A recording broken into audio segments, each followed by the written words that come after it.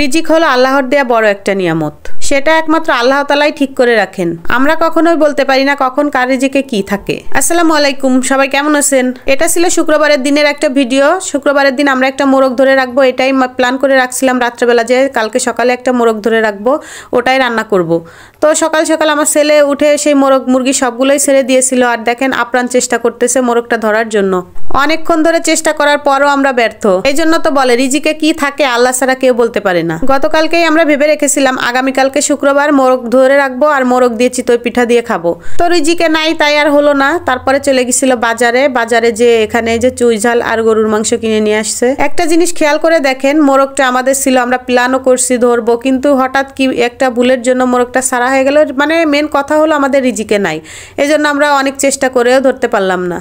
তো যাই হোক, এই যে বাজার থেকে 1 কেজি পরিমাণই গরুর মাংস নিয়ে আসছিল। আর আপনাদের ভাইয়া বাজার থেকে গরুর মাংস কিনতেই চায় না। মানে বাজারে গেলে লোকজন এমনভাবে ডাকে, ভাই আসেন আসেন, ওইটা ওর কাছে অনেক খারাপ লাগে। আর তারপরে ফাঁকি ঝুঁকি দিয়ে দেয়, হাড্ডি মাংস চর্বি সব কিছু মিলাই দিয়ে দেয়। বাসায় আনার পরেই তারপরে শুরু হয় যে আমাকে ফাঁকি দিছে। তো যাই হোক, 1 কেজি পরিমাণ মাংস আনছিল, মোটামুটি ভালো ছিল। আর এখানে আমার শাশুড়ি আম্মা বলতেছিল নতুন হাঁড়িতে মাংস রান্না করতে গেলে একটু মাটি দিয়ে এরকম লিপে দিতে হয়, তাহলে কালিটা লাগে না। যেহেতু গরুর মাংস চুলায় রান্না করা হবে, আর আমরা শুক্রবারের দিন ম্যাক্সিমাম মাংস টাংস যাই রান্না করি না কেন মাটির চুলায় রান্না করি, অনেক বেশি মজা হয়। যেহেতু শুক্রবারের দিন সবার বন্ধ থাকে, আমাদের বাহিরে এরকম একটা চুলা আছে, আর আমরা শুক্রবারের দিন আমাদের এরিয়ার ভিতরে কোনো লোকজনও থাকে না। আমরা মজা করে পিকনিক আমেজ করেই রান্না করে তারপরে খাওয়া দাওয়া করি। অনেক সময় বাহিরে খাওয়া দাওয়া করি, শীতকাল যেহেতু রৌদ্র উঠলেই মানে দুপুরবেলা রোদে বসেই খাওয়া দাওয়া করি। তো যাই হোক, গরুর মাংসটা আমি হাতে মেখেই রান্না করব। আমি এখানে সব মশলা দিয়ে গরুর মাংসটা সুন্দর করে মেখে নিয়েছিলাম। আর এটা হলো সব থেকে ঝামেলার কাজ, এই চুলাটা ধরাতে গেলে অনেক বেশি ঝামেলা হয়, কষ্ট হয়। তো যাই হোক, সবাই মিলে ধরাইছিলাম। তো আমার শাশুড়ি, আমি, আমার ছেলে 3 জনে মিলেই চুলা ধরাইছিলাম। মানে আমি প্রথমে ফেল মারছি, তারপরে আমার ছেলে, তারপরে আমার শাশুড়ি লাস্টে ধরাই দিছিল। আর এই চুলা ধরানোর কষ্টটা কখন ভুলে যাই জানেন? যখন রান্না বান্না শেষে খাওয়া দাওয়া করি, তখন এত তৃপ্তি সহকারে খাওয়া দাওয়া করি। মানে মাটির চুলার রান্না বলে কথা, অনেক বেশি মজা লাগে। এই তো দেখেন চুলাটা ধরানো হয়ে গেছিল, আর মাংসেও জাল উঠে গেছিল, এই যে বুদবুদ করতেছিল। আর এদিকে আমি মাংসটা বসাই দিয়ে আমার শাশুড়ি আর ছেলের কাছে দিয়ে আসলাম। আর এই যে রুমের ভিতর চলে আসলাম, এখানে একটু মুরগির মাংস রান্না করে নেব।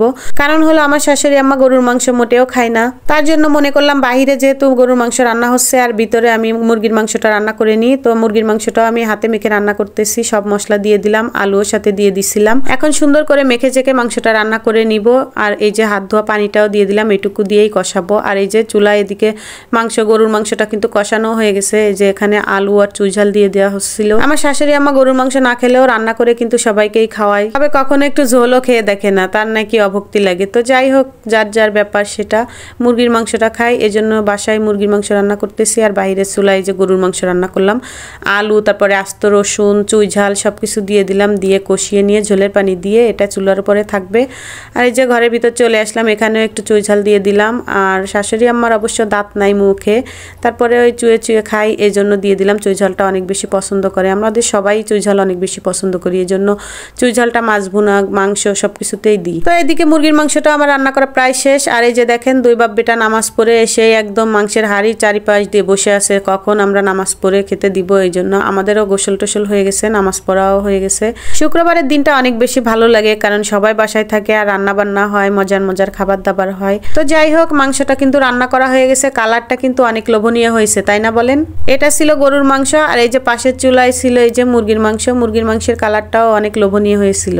তো যাই হোক, একসাথে রান্না বান্না তো হয়ে গেল, আর এখন আমরা সবাই মিলে একসাথে বসে খাওয়া দাওয়া করবো। এখানে গরুর মাংসটা নিয়ে নিচ্ছিলাম, তবে আমাদের একটু লাভই হয়েছিল, কারণ আমরা যেহেতু গরুর মাংসও খাই মুরগির মাংসও খাই, আমরা 2 মাংসই খেতে পারছিলাম। আর শাশুড়ি আম্মা শুধুমাত্র মুরগির মাংসই খেয়েছিল, আর অন্য কোনো সবজি তরকারি রান্না করছিলাম না। আমরা বেশিরভাগ সময় মাংস যেদিন রান্না করি ওই দিন অন্য কোনো কিছু রান্না করি না, যেহেতু আমরা অল্প মানুষ, সবকিছু থেকে যায়, এই জন্য আমরা যেদিন মাংস রান্না করি অন্য কোনো কিছুই রান্না করি না। আর এই যে শাশুড়ি আম্মার জন্য বেড়ে নিয়ে যাচ্ছিলাম। তো যাই হোক, এখন আমরা খেয়ে নেব, আর তার আগে আপনাদের কাছ থেকে বিদায় নিয়ে নিব। সবাই অনেক বেশি ভালো থাকবেন, সুস্থ থাকবেন, আমাদের জন্য দোয়া রাখবেন। সবাইকে আল্লাহ হাফেজ।